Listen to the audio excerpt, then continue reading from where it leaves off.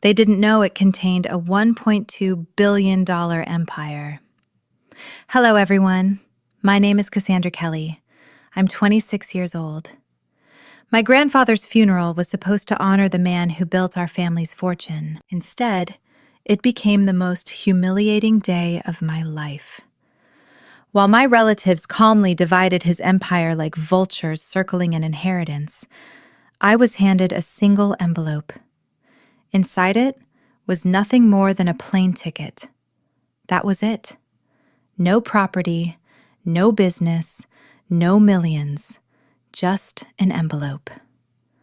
The reading of my grandfather, William Kelly's will, took place in his attorney's downtown office, a heavy room lined with dark mahogany panels and shelves of legal books.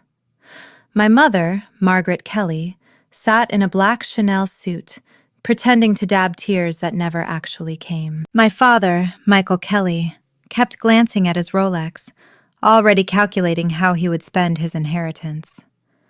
My brother, Ryan Kelly, leaned back in his chair with the confidence of someone who assumed everything in that room belonged to him. And my cousin, Olivia Parker, whispered numbers to her husband like she was already counting her winnings.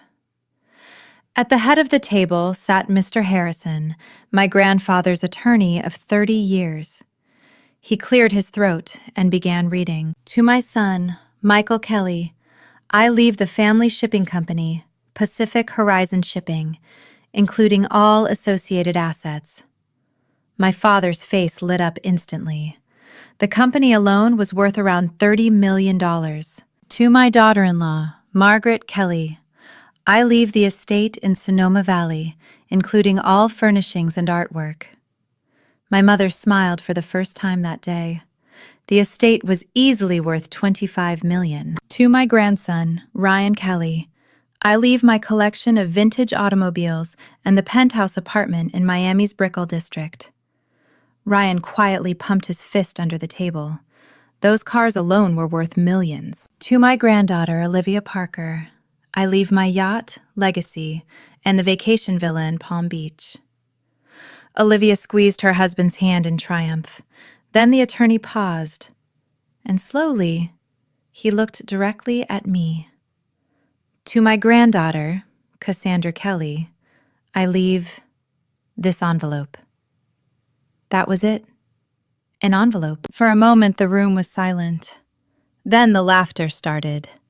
My mother chuckled and patted my knee in a patronizing gesture. Well, sweetheart, I'm sure there's something sentimental inside. Perhaps a letter. But I could read the expressions around the table. To them, it was hilarious. Poor Cassandra, the granddaughter who had spent every summer helping Grandpa with his projects, listening to his business stories, thinking she mattered. And all she received was a simple envelope, while everyone else walked away with millions. My mother even tried to pronounce a phrase in Portuguese to sound sophisticated, though she butchered it badly. Then she added, with a thin smile, I suppose your grandfather didn't love you quite as much as you thought. The words landed like a punch to the chest. 26 years of family holidays. 26 years of being the dependable one, the helpful one. And this was how they saw me, an afterthought, the leftover piece nobody wanted. Ryan leaned toward me with a smirk. Maybe it's Monopoly money, Cass. That would fit your luck. I gripped the envelope tightly. My hands trembled slightly. I could feel something inside besides paper. It wasn't thick enough to be a check, but there was definitely more than a letter. Across the table, Olivia added sweetly, Don't look so disappointed. I'm sure Grandpa left you something appropriate for your position. Her tone made it very clear what she believed my position was. I pushed back my chair. The leather scraped loudly across the floor. If you'll excuse me, I said quietly. I need some air. Their laughter followed me down the hallway. I could hear my mother telling someone behind me, She's always been dramatic. William probably left her a little keepsake, someone else said. Or advice about finding a husband. Inside the elevator, Alone except for my reflection in the polished steel doors, I finally opened the envelope. Inside was a first-class plane ticket to Monaco, scheduled for the following week. Beneath it was a small card written in my grandfather's unmistakable handwriting. Trust activated on your 26th birthday, sweetheart. Time to claim what has always been yours. But that wasn't the part that made my breath catch. There was something else in the envelope. A business card and a bank statement. The card read, Sebastian Whitmore, President, Whitmore Capital. On the back, in my grandfather's handwriting, were 4 simple words. He manages your trust. My eyes moved to the bank statement.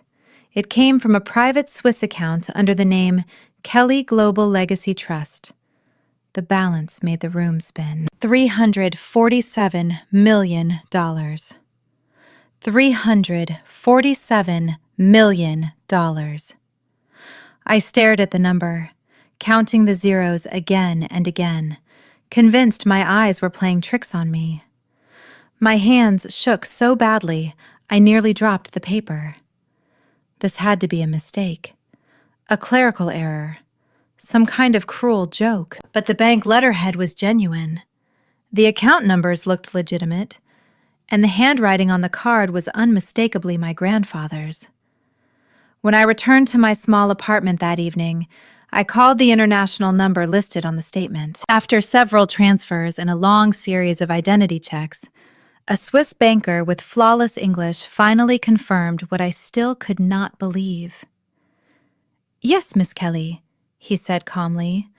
"The Kelly Global Legacy Trust was established when you were 16 and has been professionally managed for the past decade. Your grandfather specified that the trust would activate on your 26th birthday." "I never signed anything," I said. "That was not required. Your grandfather created the trust as the settler while you were a minor. And the assets?" "The trust has been generating returns from multiple international holdings for several years." International holdings? The phrase sent a chill through me.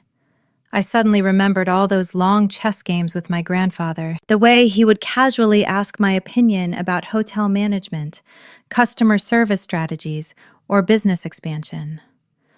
I had always assumed he was just making conversation. "What kind of holdings?" I asked. "I'm not authorized to discuss details over the phone," the banker replied politely.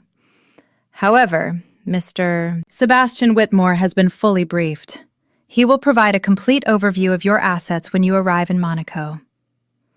After the call ended, I sat alone in my tiny apartment, staring down at the bank statement in my hands.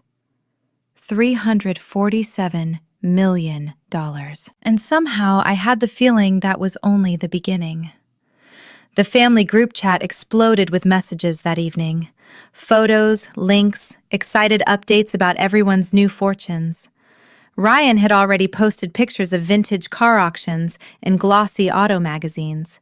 Olivia was scrolling through luxury listings for beachfront homes in Palm Beach, talking about renovations before she had even seen the property in person. Not one person asked what was inside my envelope. The next morning, I sat at the kitchen table with my parents for breakfast and made the mistake of mentioning my plan. "I'm thinking about taking that trip to Monaco," I said casually. "The ticket Grandpa left me." My father nearly choked on his coffee. "Monaco?" Michael Kelly looked at me like I had suggested flying to the moon. "Honey, that kind of trip costs thousands. Hotels, restaurants, transportation. Your teaching salary can't support something like that." I felt the bank statement tucked safely inside my purse. "The ticket is first class," I replied quietly, "and it's already paid for."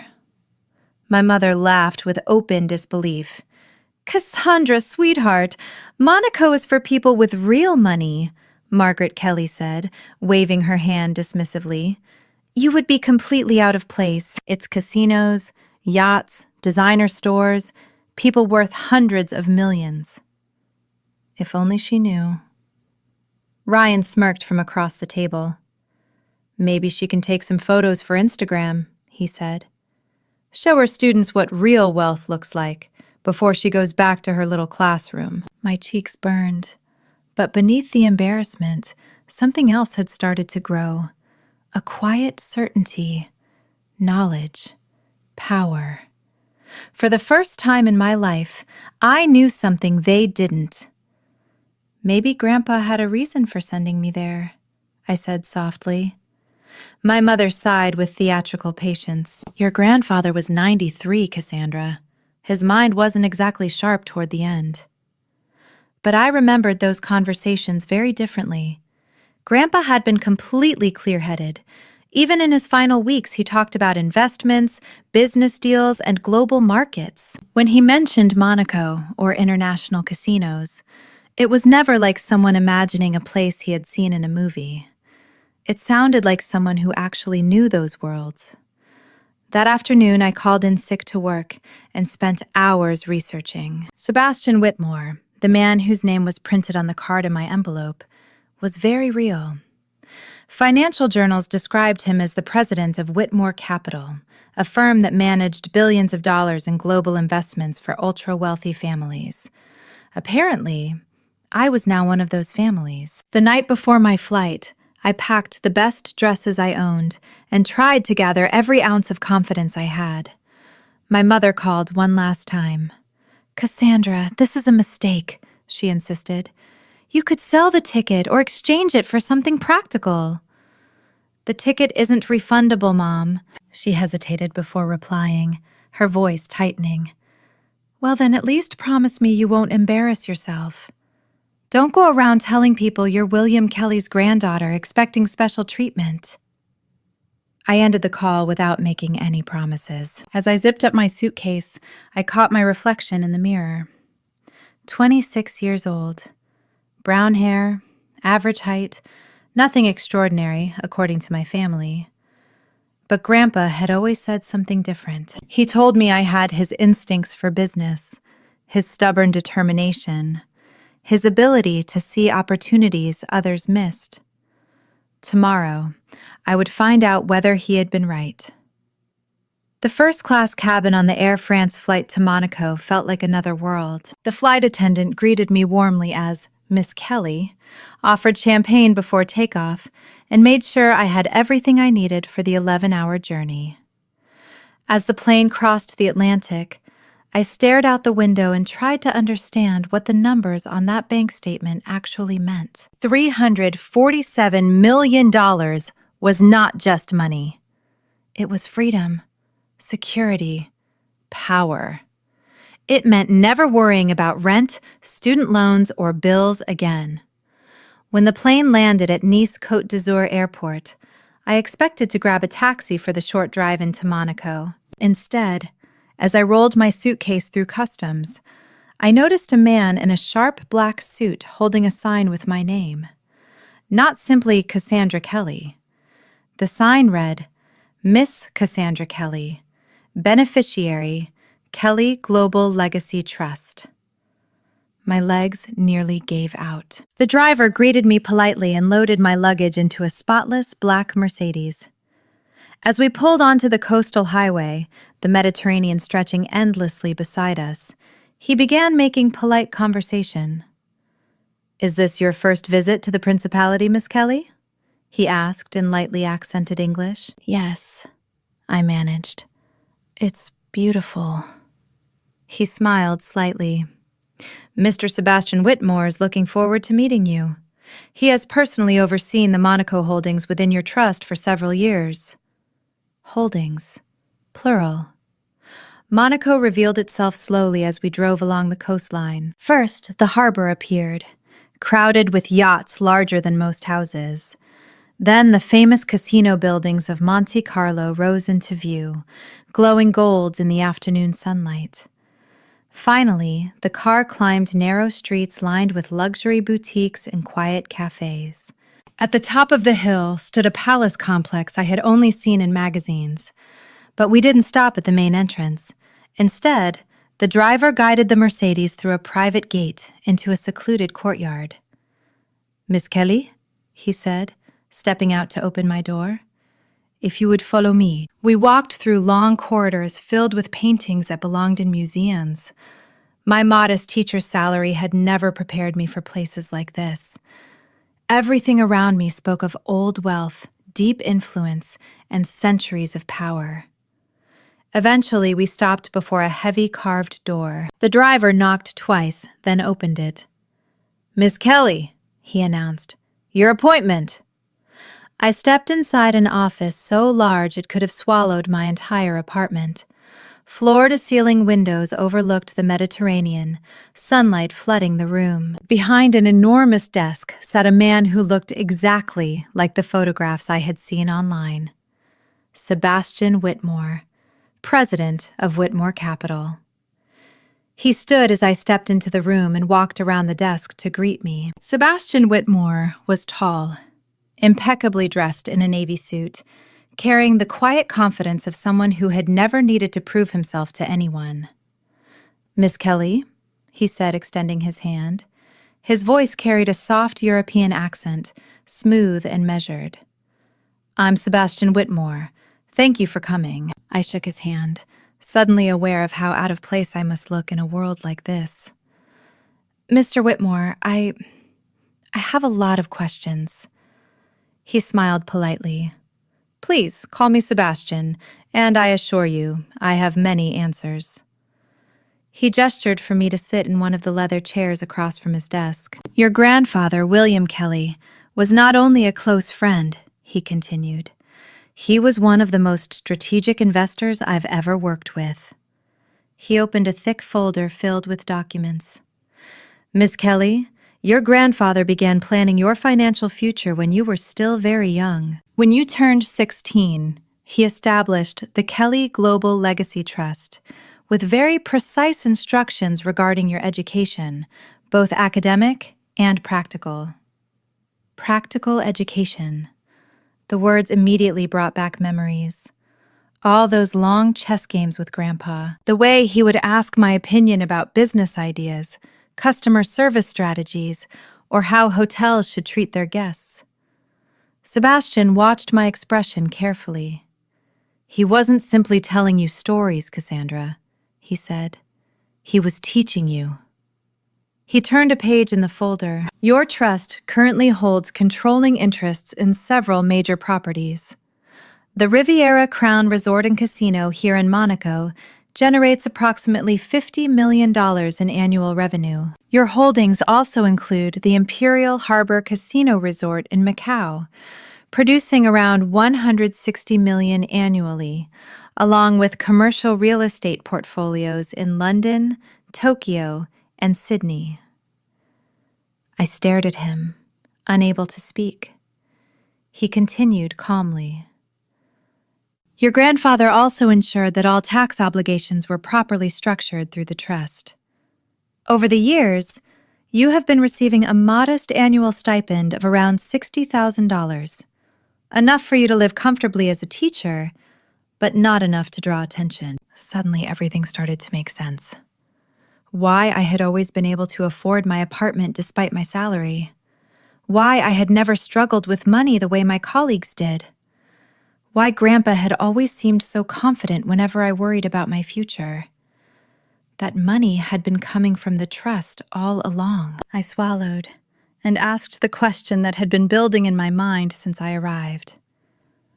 "Sebastian, how much am I actually worth?" He glanced at another document before answering. "As of this morning, the net value of the Kelly Global Legacy Trust is approximately $1.2 billion. My fingers tightened around the arms of the chair to keep myself steady. "You're telling me I'm a billionaire?" Sebastian nodded gently. "You always have been, Cassandra.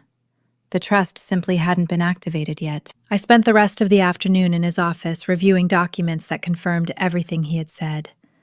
Trust agreements, property deeds, investment reports, tax filings.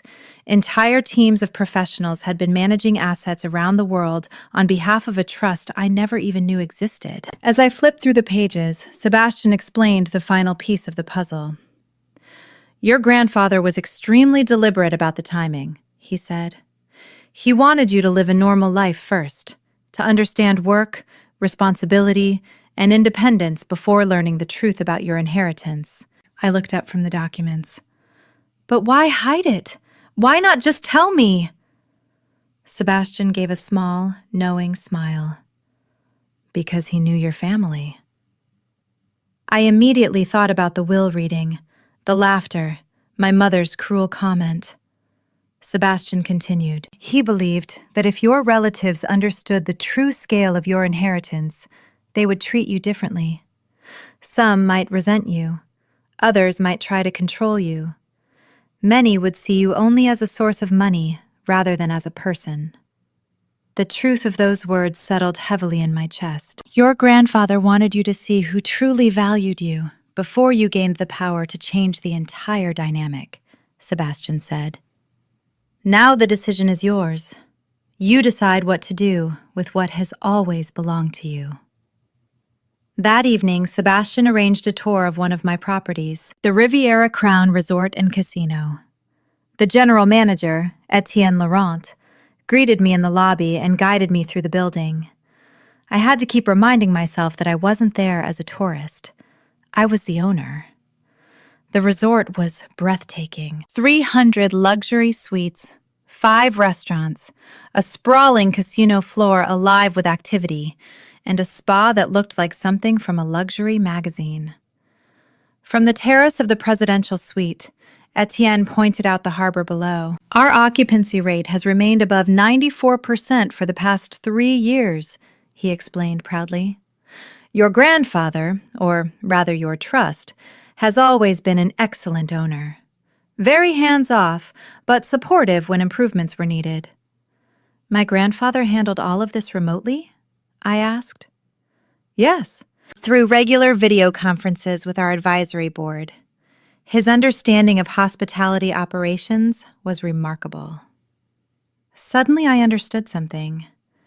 Grandpa hadn't learned about hospitality randomly. He had learned through me. Those endless conversations about customer service, about how guests should feel welcomed, about balancing luxury with comfort. He had been listening to my perspective as someone who understood what ordinary people wanted from extraordinary experiences. Later that night, back in my 5-star hotel suite, I checked my phone. The family group chat was still exploding with excitement about their inheritances. Ryan was talking about buying a condo in Miami. Olivia had announced she was quitting her job to become a full-time lifestyle influencer. I almost laughed.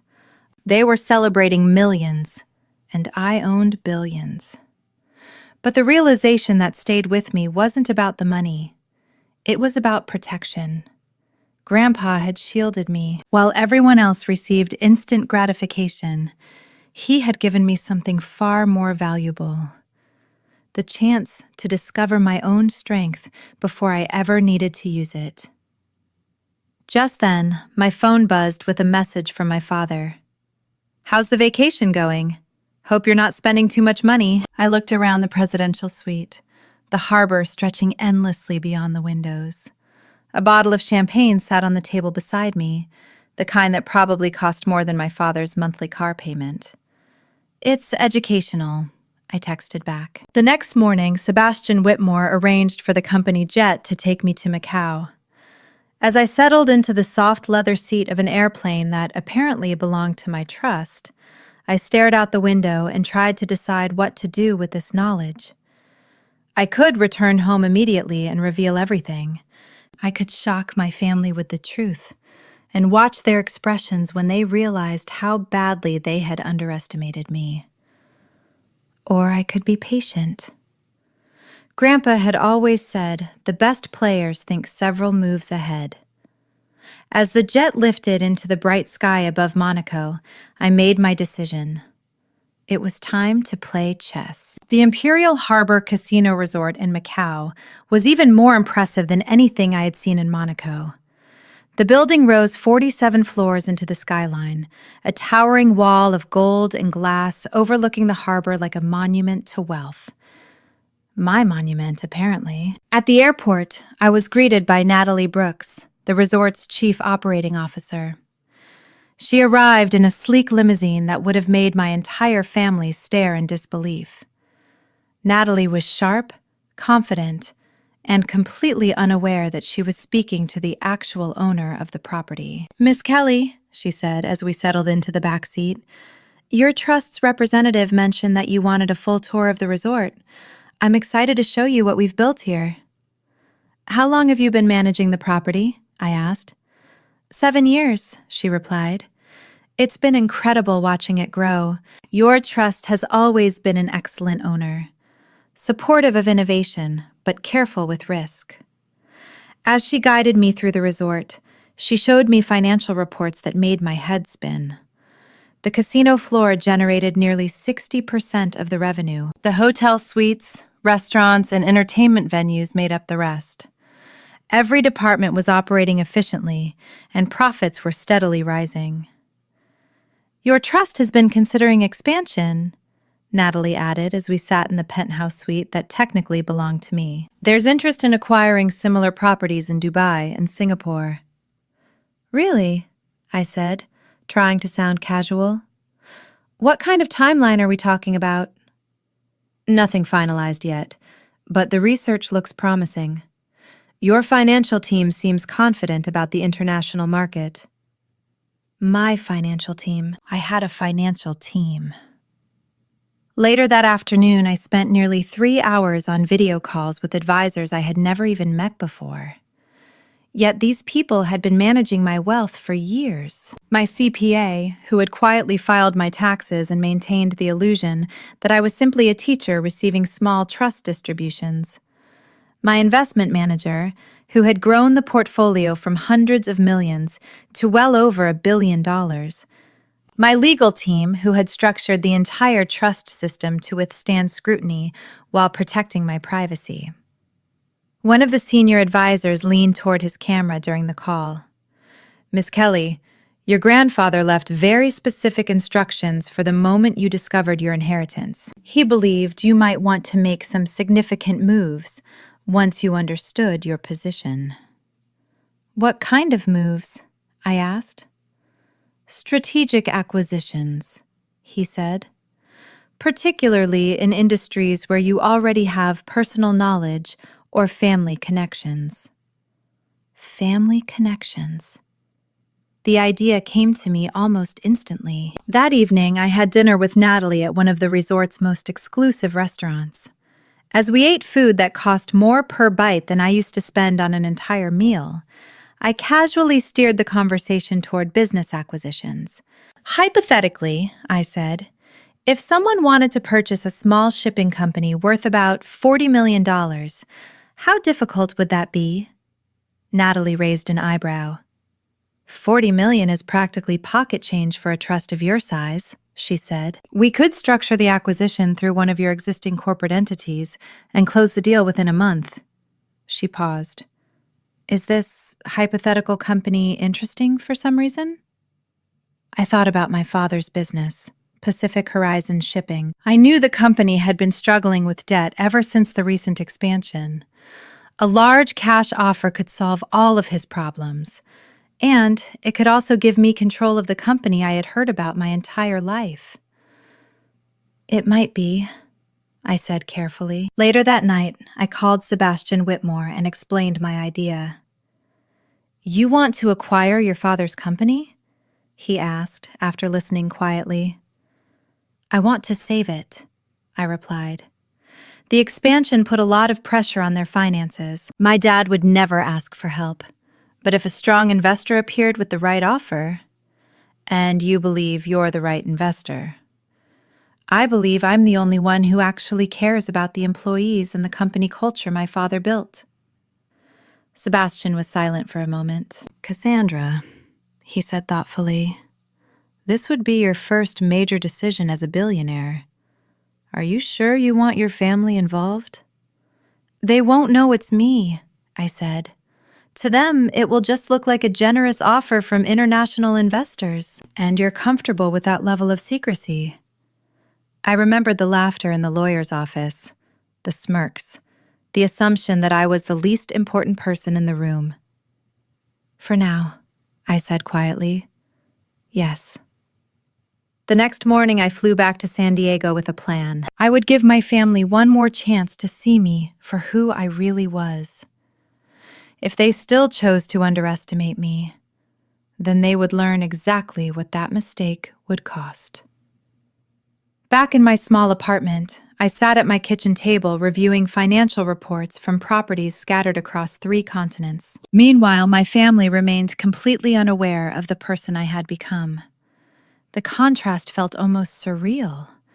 That very morning, I had been on a video call with my Dubai acquisition team, discussing a resort purchase that would cost more than my entire family's combined inheritance. That evening, I was getting ready for dinner at my parents' house in San Diego, fully expecting the usual questions about whether I had spent too much money on my vacation. My mother had even asked me to bring my laptop. According to her, I was good with computers and could help organize some basic paperwork related to everyone's inheritances.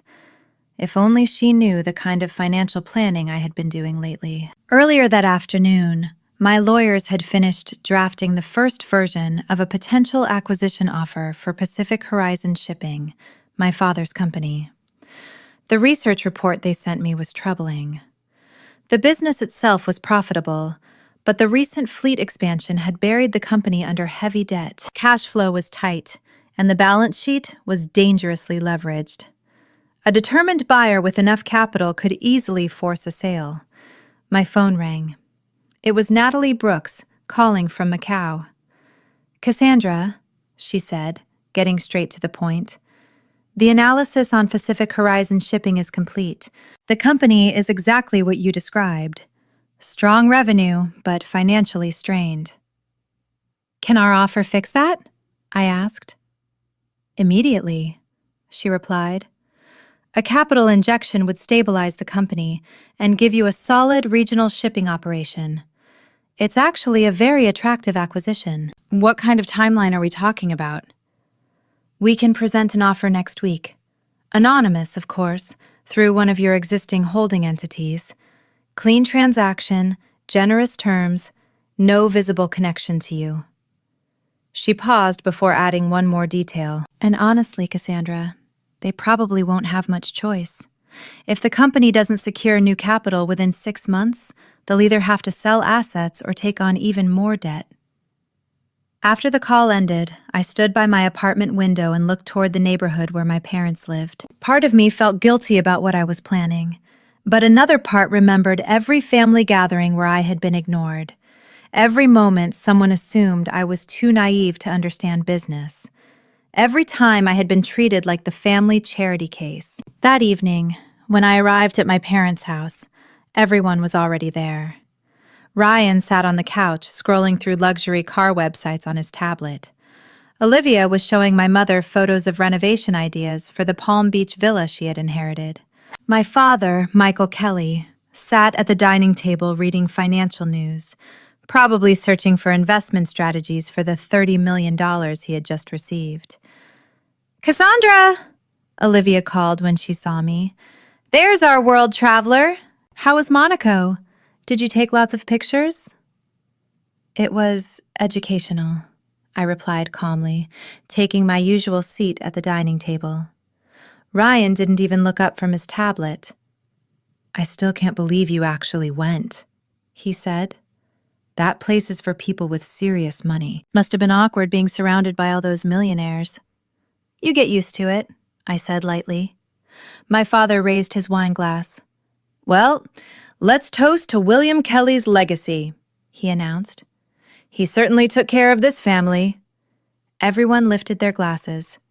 Everyone except me. I sat quietly, hands folded on the table, watching them celebrate inheritances that were only a fraction of what I now controlled. "Cassandra?"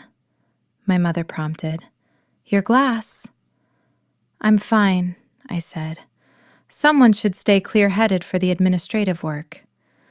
"Good thinking," my father said approvingly. "Always practical." As dinner continued, the conversation drifted through everyone's new plans. Ryan talked about the sports cars he wanted to buy. Olivia described quitting her job to become a full-time influencer. My mother discussed renovations for the Sonoma Valley estate. I studied them carefully. They weren't cruel people. They simply had never truly seen me. They had built their entire perception of me from incomplete information. The real question was, what would happen once that information changed? During dessert, my father began discussing his business. "The shipping company is doing very well," he said confidently. "Your grandfather's investment in the new vessels positioned us perfectly for growth.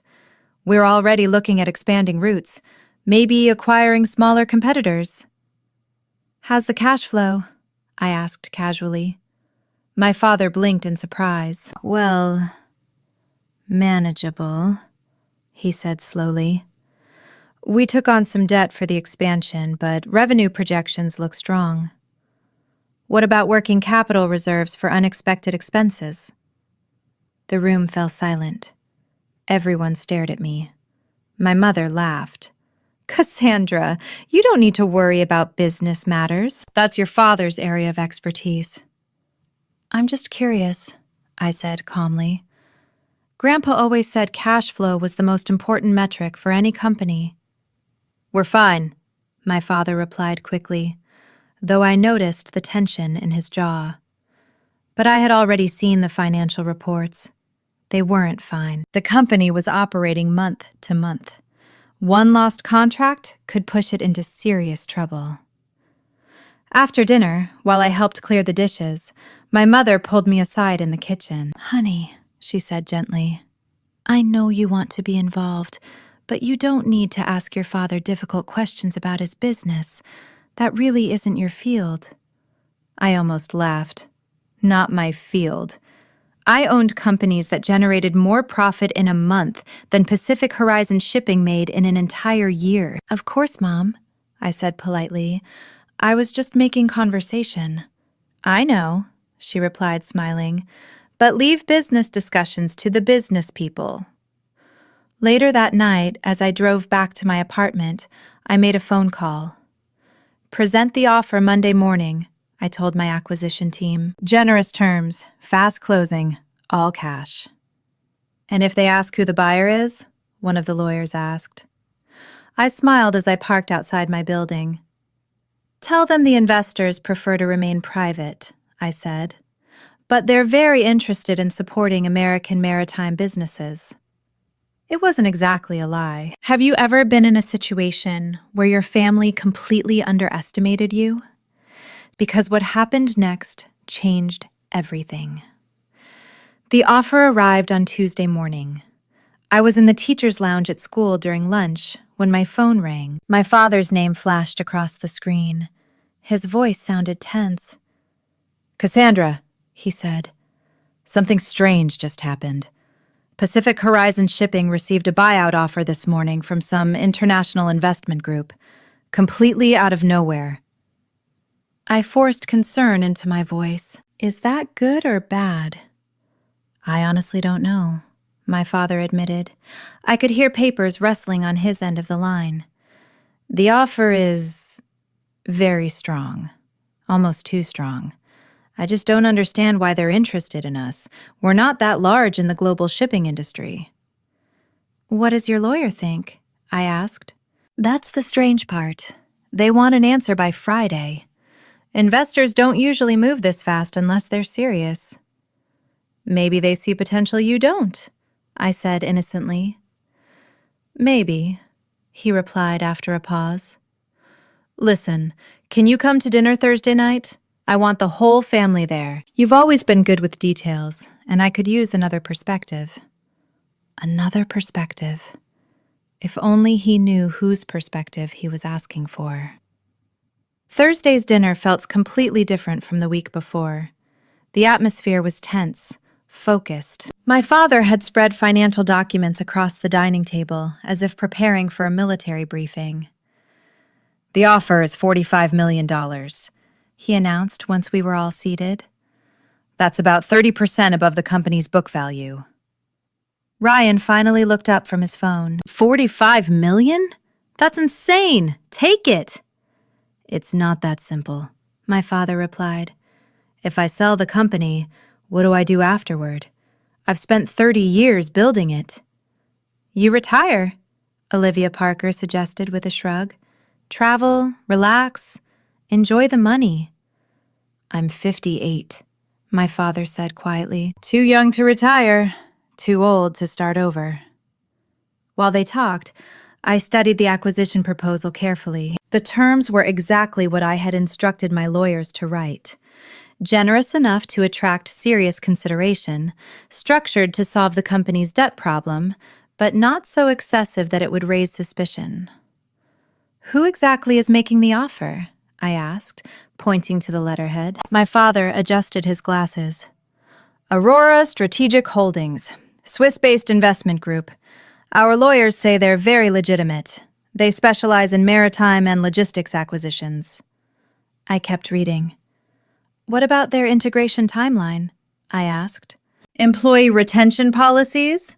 Management restructuring? Everyone looked at me again. My mother tilted her head.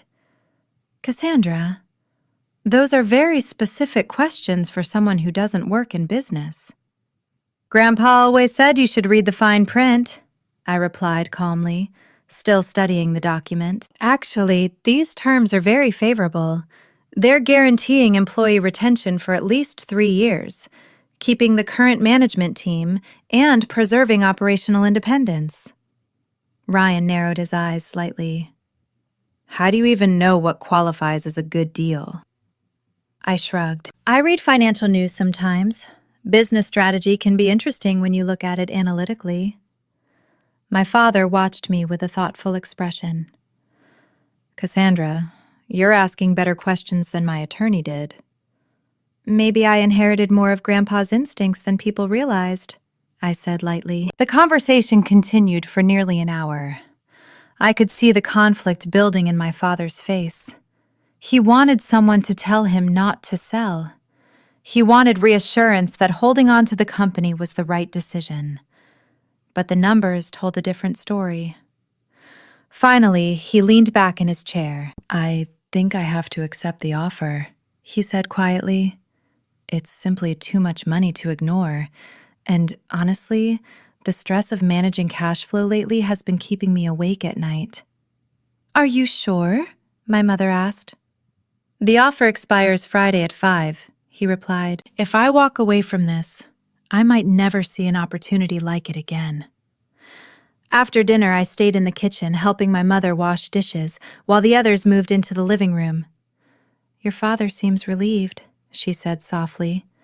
I think the company has been weighing on him more than he admits. Sometimes selling at the right moment is the smartest business decision, I replied carefully as I dried a wine glass. She studied me for a moment. You were surprisingly insightful tonight. Those were very mature questions. I nearly dropped the glass. You think so? Well, maybe not immediately, she said thoughtfully. But perhaps one day you could move into business. You've always been intelligent, Cassandra. Maybe even too intelligent for elementary school teaching. I hid my reaction behind a neutral smile. This from the same woman who had laughed at my inheritance 2 weeks earlier. I'll think about it, I said. Friday afternoon at 4:47 p.m., my father signed the documents. By 5:15 p.m., he owned $45 million, and he no longer owned Pacific Horizon Shipping. By 5:30 p.m., I owned the company my father had just sold. I celebrated quietly in my apartment while my phone rang. It was Natalie Brooks calling from Macau. The paperwork is complete, she said. Pacific Horizon Shipping is now a subsidiary of Aurora Strategic Holdings, which is controlled by your trust. What are your operational plans? She asked. Nothing changes, I said immediately. Same employees, same management, same daily operations. From the outside, everything should look exactly the same. And the former owner? He doesn't need to know who the ultimate buyer is, I replied. Not yet. Understood. Anything else? I looked out my apartment window toward my parents' neighborhood. Yes, I said slowly. Start looking for residential properties in San Diego. Something significant. How significant? The kind of house that makes a statement. The next morning, my father called again. "We're having a family lunch today," he said enthusiastically. "A celebration. New beginnings." New beginnings, I repeated. I like the sound of that. As I prepared for lunch, I caught my reflection in the mirror and smiled. My father believed he had sold his company to anonymous foreign investors. He had no idea he had actually sold it to his daughter. The daughter he had underestimated for 26 years. And I was only getting started. The celebration took place at the country club where my father had been a member for 15 years. Champagne flowed as we sat at their best table, the entire scene feeling strangely theatrical. I felt like I was watching a play where I already knew the ending, but the other actors didn't. "To smart business decisions," my father toasted, raising his glass. "And to William Kelly's legacy." He always said the shipping industry would evolve. Maybe selling to international investors is exactly what he would have wanted. "To Grandpa," I added quietly, "for teaching us how to recognize opportunities." Everyone drank. Ryan was already planning how to spend the money. "You should buy a yacht, Dad," he said enthusiastically. "Something nice for Florida." "Or you could reinvest wisely," I suggested casually. "Real estate markets are strong right now. Property values in prime locations tend to appreciate consistently." Olivia laughed and lifted her glass. "Listen to Cassandra giving investment advice." Next thing you know, Cassandra will be lecturing us about market timing and portfolio diversification. I smiled faintly. I might know a little about investment strategy. The conversation moved on around me, but I was only half listening. My phone had been buzzing all morning with updates from property managers and advisors across 3 continents. The Singapore resort acquisition was progressing faster than expected. The London commercial portfolio had appreciated 12% in just 6 months. My net worth was quietly approaching $3 billion. Meanwhile, my family was still celebrating my father's $45 million payday. After lunch, I drove past the offices of Pacific Horizon Shipping, my company now, though no one inside that building knew it yet. I parked across the street and watched employees coming and going. People who technically worked for me without realizing it. My phone rang. It was Sebastian Whitmore. "How are you feeling about your first major acquisition?" he asked. "Satisfied?" "More than I expected," I admitted. "I thought I might feel guilty, but mostly I feel vindicated." "No regrets about keeping your identity private?" "None," I said. "If they knew I was the buyer, they'd either demand favors or assume I was just playing with inherited money. This way they have to respect the deal for what it actually is." "And your next move?" I looked at the building again. The company my father had spent 3 decades building. The business my grandfather had once guided. "I think it's time to accelerate things," I said. "I want to buy a house." "Any particular house?" "The biggest, most impressive house in San Diego, something that makes people ask questions." Sebastian chuckled softly. "So you're ready to raise your profile?" "I'm ready to stop hiding."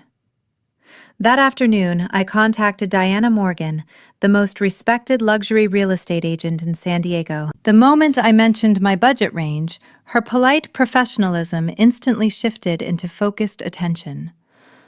"Miss Kelly," she said carefully, "may I ask what industry you work in?" "International investments," I replied. "Real estate, hospitality, logistics. And you're planning to relocate to San Diego permanently?" "I'm considering it. I still have family here." We spent the afternoon touring properties that cost more than entire neighborhoods. $10 million estates with private theaters and underground wine cellars. $12 million mansions with guest houses larger than most family homes. a $15 million compound with its own private lake. Finally, Diana drove me through iron gates into the last property on the list. "This," she said proudly, "is the Silver Ridge Estate, 20 acres overlooking the city. The asking price is $24 million. The house was breathtaking. Floor-to-ceiling windows framed the entire skyline. The architecture looked like something from an international design magazine. And from the master bedroom balcony, I could see the neighborhood where my parents lived. Perfect. "I'll take it," I said. Diana nearly dropped her tablet. "I'm sorry, the Silver Ridge Estate? I'd like to make an offer." "Don't you want time to think about it? Discuss financing? Review comparable sales?" "Cash purchase," I said calmly. "Full asking price, 2-week closing." She stared at me as if I had suddenly switched languages. "Miss Kelly, this is a $24 million property." "Yes," I replied. "I can do the math." I pulled out my phone and called one of my advisors. "David, I need a wire transfer for a real estate purchase. $24 million. As I dictated the banking details, Diana stood beside me silently, her entire understanding of who I was clearly collapsing. When I ended the call, she finally spoke again.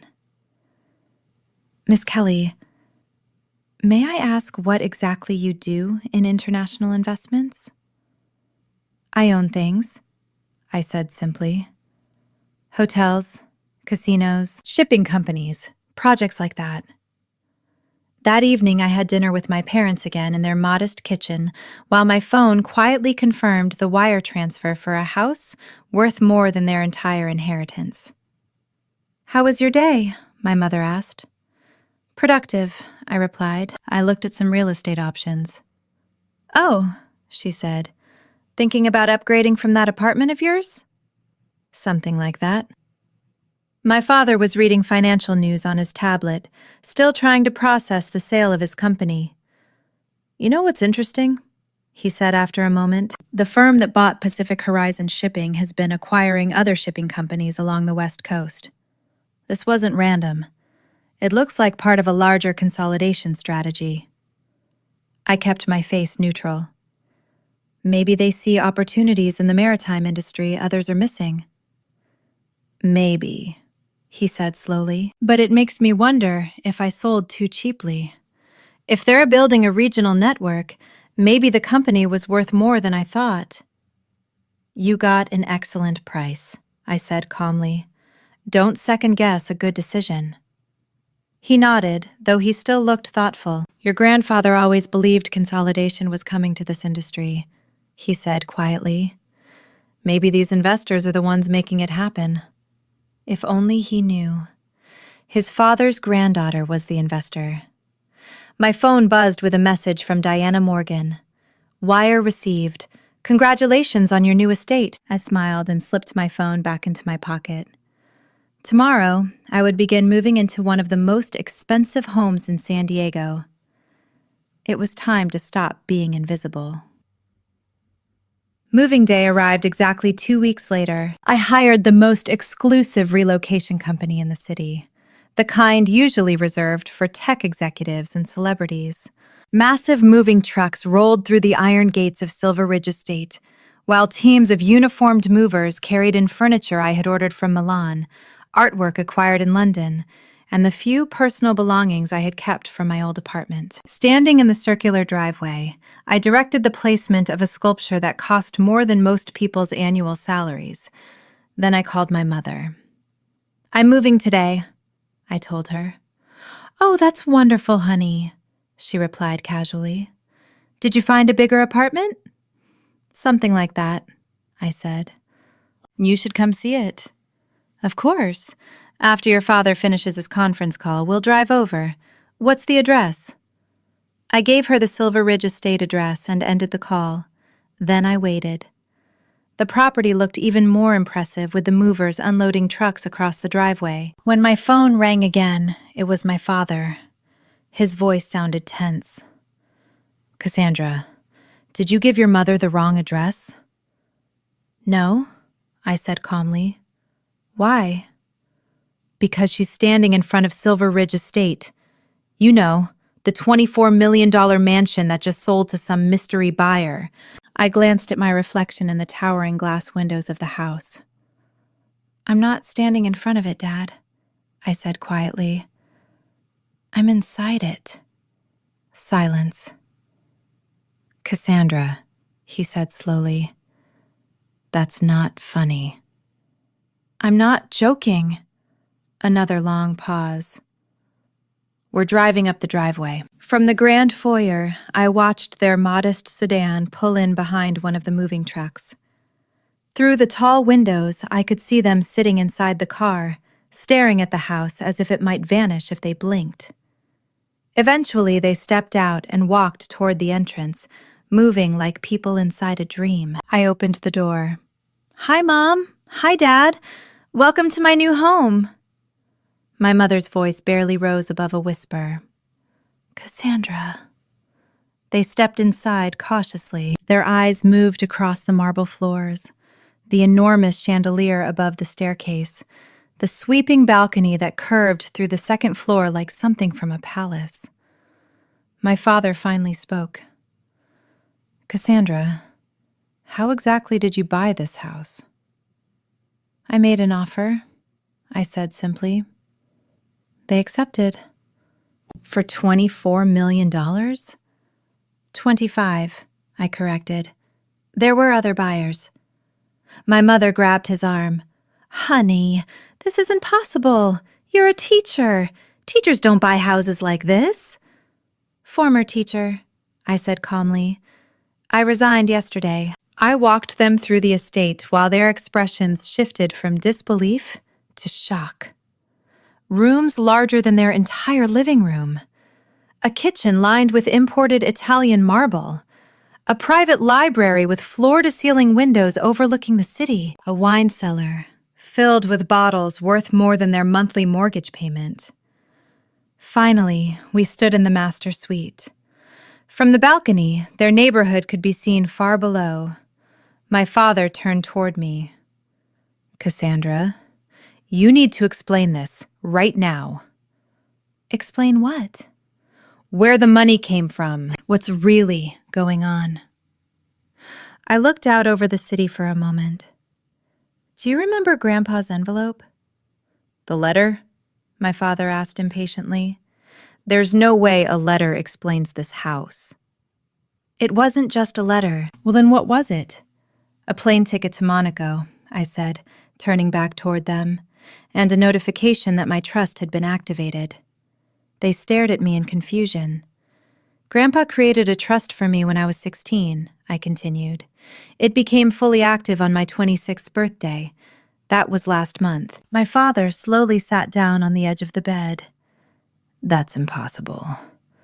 Grandpa spent years acquiring international assets and placing them inside that trust, I said. Resorts, commercial properties, investment holdings across multiple countries. My mother's voice trembled. How much are we talking about? As of yesterday's market close, I said calmly, about $1.3 billion. The room fell completely silent. Finally, my father spoke again. If that's true, if you really have that kind of wealth, why didn't you tell us? A quiet laugh escaped me. When exactly should I have told you? I asked. During the will reading, while everyone was laughing at my envelope? When Mom suggested Grandpa didn't love me enough to leave me anything? Or when you asked me to help organize your inheritance because I was good with computers? We didn't mean, yes, I interrupted softly. You did. My voice stayed calm, but years of hurt hardened every word. You thought I was the leftover, the one who didn't matter, the one who got nothing. Cassandra, we're sorry. For what? I asked. For finally seeing who I am? My father straightened slowly, his business instincts returning. All right, he said carefully. Let's discuss this logically.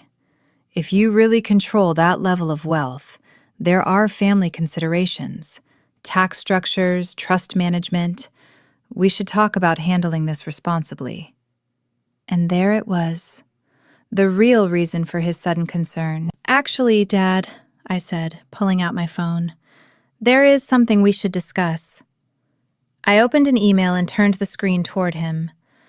I acquired something recently that might interest you. What? Pacific Horizon Shipping. His expression froze. You remember Aurora Strategic Holdings, the investment firm that bought your company? I smiled slightly. That's one of my holding companies. The color drained from his face. You bought my company? For $45 million, I replied, which was actually a generous offer considering the debt load and the company's cash flow issues. Why would you do that? He asked. Because I could. Because I wanted to. And because you sold it without even wondering if anyone in the family might want to keep it. My mother shook her head desperately. This is insane. You can't just buy your father's company. I can, I said calmly, and I did. It belongs to me now. My father's face cycled through emotions I had never seen before. Shock, anger, confusion, and something dangerously close to fear. Finally, he said quietly, "Give it back." I'm sorry? The company, he said. Sell it back to me. I shook my head. It's not for sale. Cassandra, he said, his voice rising.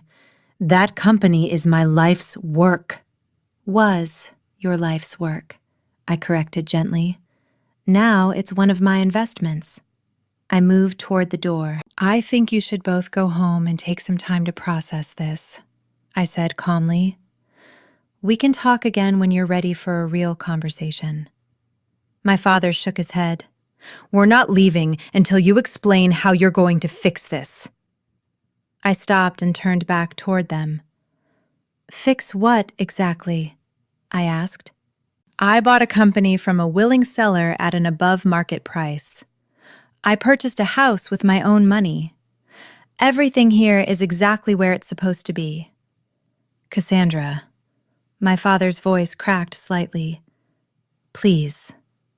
For a brief moment, looking at his face, I felt the old version of myself stir inside me. The Cassandra who hated conflict, the one who always tried to keep the peace, who would bend herself in half just to make everyone else comfortable.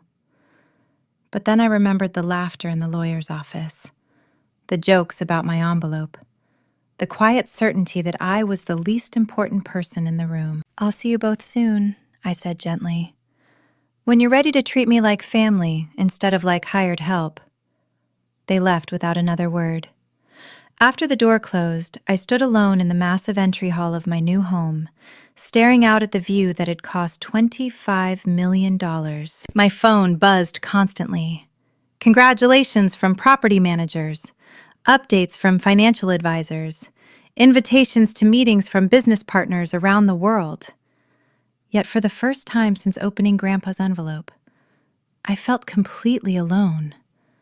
And surprisingly, it felt right.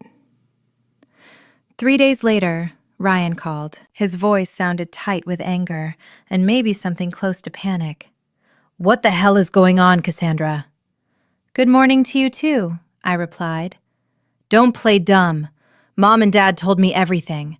The house, the companies, you buying Dad's shipping business. Is any of that actually true? I was sitting on my terrace with a cup of coffee that probably cost more per pound than Ryan earned in a week, watching the morning sunlight spill across the city below. Which part are you asking about? I said calmly. All of it. Are you really some secret billionaire? I'm not exactly a secret anymore. This is insane, he snapped. How is any of this possible? Grandpa believed in me more than you realized. He left you an envelope, Ryan argued. We all saw it. He left me an empire, I said. The envelope was just the notification. There was a long silence on the line. Finally, he said, "We need a family meeting. All of us. Tonight." "We already had a family meeting," I reminded him. "It was called the will reading. Remember how funny you all thought my inheritance was?" "That was before we knew." "Before you knew I had money," I corrected. "Amazing how that changes things." "Cassandra, come on," he said impatiently. "We're family." "Are we?" I asked quietly. "Because for 26 years, family meant you got the spotlight while I got ignored." "What's actually changed besides my bank account?" "Everything has changed," he insisted. "You can't just buy Dad's company and move into a mansion and expect us to—" "To what?" I interrupted. "Treat me with basic respect? Include me in decisions? Stop assuming I'm worthless?" I set my coffee cup down on the table. "I'm not expecting anything from you anymore. I stopped doing that a long time ago." Ryan's tone hardened. "Fine. If you want to play hardball, I'll call our lawyers. If Grandpa left you all that money through fraud or manipulation—" I actually laughed. "Ryan, I have the best legal team money can buy. They've already reviewed every detail of the trust. Do you really want to spend the next 5 years in court fighting a case you can't afford to win?" "You wouldn't." "Try me." He hung up. Within the next hour, my phone rang repeatedly. First Olivia, then my mother, then my father. Each call followed the same pattern: shock, anger, demands for explanations, threats about lawyers, and finally, awkward attempts to arrange a family meeting.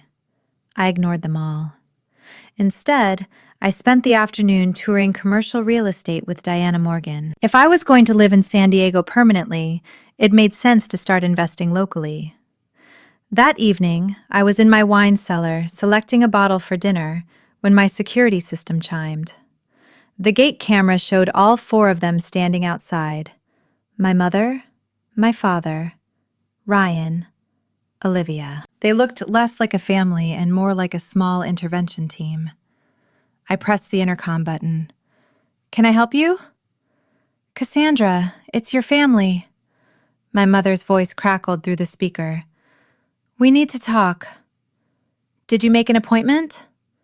"Cassandra, don't be ridiculous," she snapped. "We're your family."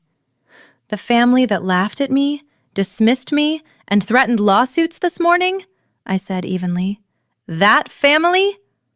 "Please," my father said, stepping closer to the camera. "Let us in. We can work this out." For a moment, I considered it. The old part of me, the one that always wanted their approval, wanted to open the gate immediately and try to repair everything. But the new part of me knew better. "I'll make you a deal," I said finally. "You can come in, but we do this my way." Silence on the intercom.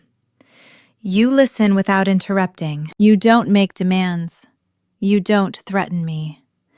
And you acknowledge that everything I own is legally mine through a trust my grandfather created." Another long pause. "Otherwise, you can go home," I continued. "And we'll talk later, when you're ready to behave like adults." Finally, my father spoke. "All right, your way." I opened the gates. I waited in the foyer as their car rolled slowly up the circular driveway. When they stepped inside, I saw them trying not to stare at the marble floors, the chandelier, the sweeping staircase that dominated the entrance hall. I led them into the living room, where the floor-to-ceiling windows framed the city lights beginning to glow in the evening. I took the armchair opposite the sofa. They sat together like defendants waiting for judgment. "So," I said, crossing my legs calmly, "what did you want to discuss?" My father cleared his throat. "Cassandra, we owe you an apology." "For what, exactly?" I asked. He hesitated. "For not understanding the situation with your inheritance." "That's not what you need to apologize for," I said calmly. My father frowned. What do you mean? You're apologizing because you misjudged my inheritance, I explained. You're not apologizing for the way you treated me. My mother leaned forward on the sofa. Honey, we never treated you badly. We love you. Do you? I asked quietly, because that's not what I felt during the will reading. Love doesn't look like asking me to handle administrative work while you planned how to spend millions. Love doesn't sound like laughing when someone suggests Grandpa didn't care about me. We were shocked, Olivia said defensively. We didn't handle it well. You handled it exactly the way you've always handled things involving me, I replied. You assumed I was less important, less capable, less deserving. Ryan had been silent until that moment. All right, he muttered. Fine. We screwed up. We're sorry. But Cassandra, you bought Dad's company. That's not exactly normal family behavior. Normal family behavior? I repeated. Normal family behavior would have been asking whether I wanted to be involved before selling it to strangers. Normal family behavior would have included me in conversations about Grandpa's legacy. Normal family behavior would have treated me like I mattered. So this is revenge? My father asked. No, I said simply. This is business. I stood and walked to the window, looking out across the city lights stretching toward the horizon. I bought a profitable company from a willing seller at a fair price. I moved into a house I can easily afford. For the first time in my life, I'm living on my own terms. My mother spoke softly. What do you want from us? I turned back to face them. I want you to understand something very clearly. The Cassandra you overlooked for 26 years doesn't exist anymore. Cassandra, the businesswoman, does. And she doesn't need your approval, your permission, or your validation. My father's voice dropped. I need that company back, he said quietly. It's my legacy. Everything I've built. Then you shouldn't have sold it. I didn't know you were interested. You never asked. Silence filled the room. Outside, the city stretched endlessly beneath us. Inside, my family sat with the uncomfortable truth that the balance of power had shifted permanently. Finally, I spoke again. There is one thing you can do. All four of them looked up at once. I want a public acknowledgement, I said, from each of you. Public? Olivia repeated. Yes, acknowledging how you treated me at the will reading, the assumptions you made, the disrespect you showed. Ryan frowned. That would be humiliating. Exactly, I said. Now you understand how I felt. My father spoke carefully. And if we do this, will you consider selling the company back to me? I smiled, though there was no warmth behind it. I'll consider it. It wasn't a promise. It wasn't even a yes. But it was hope. And hope can be the most powerful currency in the world. A week later, the public acknowledgments began appearing. My father's statement was published in the business section of the San Diego Tribune. Michael Kelly acknowledges that he significantly underestimated his daughter Cassandra Kelly's business abilities and financial position. Miss Kelly has proven herself to be a highly capable investor and business leader, and I regret any dismissive remarks I made regarding her capabilities. My mother posted her apology on Facebook. I want to publicly apologize to my daughter Cassandra, who didn't care about her. I was completely wrong. Cassandra is an accomplished businesswoman who deserves respect and recognition. Ryan and Olivia posted shorter statements on Instagram, but the meaning was clear. They had misjudged me. The posts quickly attracted attention. Local business journalists started asking questions about the mysterious Cassandra Kelly, the young woman who had quietly emerged as a major investor in the region. My phone filled with interview requests. I declined them all. As for Pacific Horizon Shipping, I surprised everyone by keeping my father on as general manager. Same office, same responsibilities, same day-to-day operations. The only difference was that he now reported to a management firm that reported to a holding company, ultimately controlled by me. Neither of us missed the irony. But the real surprise came 6 months later. We were gathered at my parents' house for dinner, a meeting I had reluctantly agreed to attend. The atmosphere was noticeably different, more careful, more respectful, but also, strangely, more genuine than anything I remembered growing up. During dessert, my father spoke. "Cassandra, I need to tell you something about the company." I looked up from my glass of wine. "What about it?" He hesitated before continuing. "The new ownership structure? It's been incredible. Access to capital, being part of a larger shipping network, not worrying about debt anymore. It's allowed me to focus on running the business instead of fighting financial stress. The employees seem happier too," I observed. "They are," he admitted. "Better job security, better benefits, real growth opportunities." He paused, then gave a small, honest smile. "I should have sold years ago, but I was too proud to admit I was in over my head." My mother watched the conversation between my father and me very carefully before speaking again. "Cassandra, can I ask you something?" "Of course. When you bought the company, did you do it to hurt your father or to help him?" I thought about that for a moment.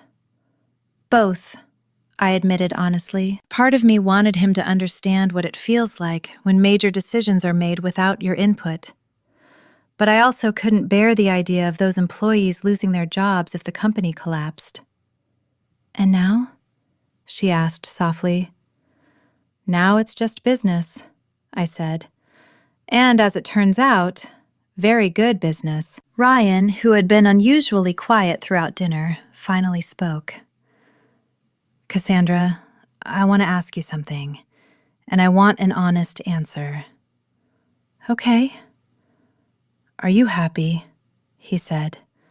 "I mean, truly happy. With all this money, all this power, this whole new life." I considered the question carefully. "I'm content," I said. "For the first time in my life, I'm exactly where I want to be. I'm doing what I love, surrounded by people who see me for who I really am." Olivia leaned forward. "And where do we fit into that new life?" "That depends on you," I replied calmly. "I'm not the same person who sat at this table 6 months ago hoping for your approval. I don't need you to like me anymore, but I'd like to build a real relationship if you're willing to get to know the person I've actually become." My father leaned forward slowly. "Cassandra, I know I probably don't have the right to ask this, but would you teach me?" "Teach you what?" "How to think about business the way your grandfather did," he said. "Strategically. I spent 30 years running a company, but watching how you've handled everything, I realized there's a lot I never understood." I smiled, and this time, the smile was genuine. "I'd like that, Dad." Later that evening, as I drove back to Silver Ridge Estate, I called Sebastian Whitmore. "So," he asked, "how are you adjusting to the new family dynamic?" "Different," I said. "Better, I think. Definitely more honest. And personally, are you satisfied with the choices you've made?" I pulled into the circular driveway and looked up at the house that had marked the beginning of this entire transformation. "I'm proud of who I've become." There was a pause. "Your grandfather would be proud as well," Sebastian said quietly. "I hope so. I imagine he would especially appreciate the chess analogy." I laughed softly. "Sometimes you have to sacrifice pieces to win the game." "And have you won?" he asked. I looked at my reflection in the rearview mirror. The same face I had always had, but somehow stronger, more confident, more certain of who I was. I won something better than the game, I said. I won myself. 1 year later, I stood on the deck of my yacht, Horizon, watching the skyline of San Diego slide past as we cruised along the coastline. It wasn't the largest yacht in the harbor, but it was perfect for what I needed. A place to host business partners, gather family, or occasionally escape the constant demands of managing a global empire.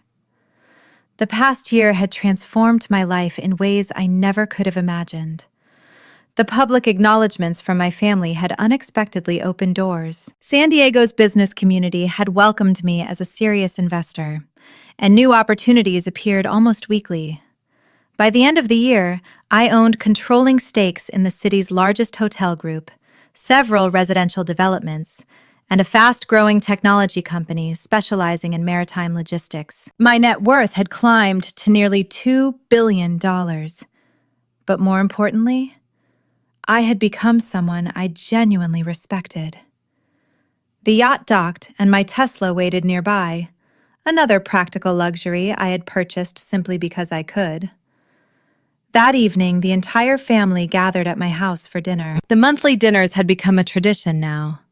For the first time in our lives, we talked with each other instead of performing for one another. "How's everything going at the shipping company?" I asked my father as we sat around the dining table. "Incredible," he said. "The integration with your other maritime holdings has opened routes we never could have accessed before. We're bidding on international contracts that would have been impossible under the old structure." "And the employees?" "They're happier than I've ever seen them. Job security, better benefits, they know they're part of something bigger now." My mother set down her wine glass and studied me thoughtfully. "Cassandra, can I ask you something I've been wondering for months?" "Of course." "Do you forgive us?" she asked quietly. "Not just tolerate us because we're family. Truly forgive us." I thought about that for a moment. "I've accepted who you are," I said, "and I understand why things happened the way they did. You weren't cruel. You were just blind to possibilities you'd never imagined." "That's not exactly an answer," she said gently. "Forgiveness suggests you did something to me," I replied. "But in a strange way, you actually did something for me." They looked at me in confusion. "Your dismissal forced me to find my own strength. Your assumptions pushed me to discover my own worth. If you had believed in me from the beginning, I might never have learned to believe in myself." Olivia leaned forward. "So you're saying you're grateful we treated you badly?" "I'm grateful for the journey it started," I said. "Grandpa could have simply handed me money. Instead, he gave me the chance to discover who I was before wealth changed the way people saw me." Ryan, who had been unusually quiet during dinner, finally spoke. "Cassandra, there's something I need to tell you." "What is it?" "I've been thinking about what you said about earning respect instead of expecting it," he admitted, "and I realized something uncomfortable." "What's that?" "I've never actually earned anything in my life," he said quietly. "Everything I've had came from inheritance or family connections." "And what are you planning to do about that?" I asked. He met my eyes. "I want to work," he said. "Really work. Not just show up at some position Dad arranged for me." Ryan hesitated for a moment before continuing. "Would you consider giving me a chance at one of your companies?" he asked. "I'd start at the bottom, work my way up, earn it." I studied his face carefully, looking for the old signs of entitlement. Instead, I saw something I had never seen in him before: humility. "I'd consider it," I said slowly. "But you'd start in the mailroom, literally, and you'd be treated exactly like every other entry-level employee." "That's all I'm asking for," he replied. After dinner, my father and I stepped out onto the terrace. The city stretched endlessly beneath us, millions of lights flickering across the night like distant stars. "Cassandra," he said quietly, "there's something I need you to know." "What's that?" "I'm proud of you." I looked at him in surprise. "Not because of the money," he continued. "Not even because of the success. I'm proud of the person you've become." He paused before finishing. "You're stronger than I ever was, smarter than I realized, and kinder than I probably deserved." "Dad, let me finish," he said gently. "Your grandfather saw something in you the rest of us missed. He trusted you with his legacy for a reason. And he structured everything the way he did because he knew you needed time to discover your own worth before the world tried to define it for you." My eyes filled with tears. "Thank you," I whispered. "No," he said. "Thank you for giving us a chance to know the real you. For forgiving us when we didn't deserve it." Later that night, I sat in my home office reviewing reports from properties across the world. The Monaco resort was outperforming every projection. The Macau casino was preparing a major expansion. The Singapore property was considering construction of a second tower, and the London portfolio was exploring new, sustainable development projects. My phone chimed with an email from the director of my charitable foundation. The William Kelly Foundation for Educational Excellence had just approved its largest grant ever. $100 million dedicated to STEM programs for underfunded schools across the Pacific Northwest. Tomorrow, the news would show photographs of me presenting the grant, standing beside teachers and school administrators who believed, the way I did, that education could transform a child's future. I opened my laptop and began writing the press release. At the bottom, I added a short personal note. "My grandfather taught me that the greatest gifts sometimes arrive in unexpected forms. Today, we pass that lesson forward to the next generation of dreamers and innovators." As I typed those words, I could almost hear his voice again. Sometimes the most overlooked person in the room is the one with the greatest potential to change everything. He had been right. For 26 years, I had been underestimated, ignored, and overlooked.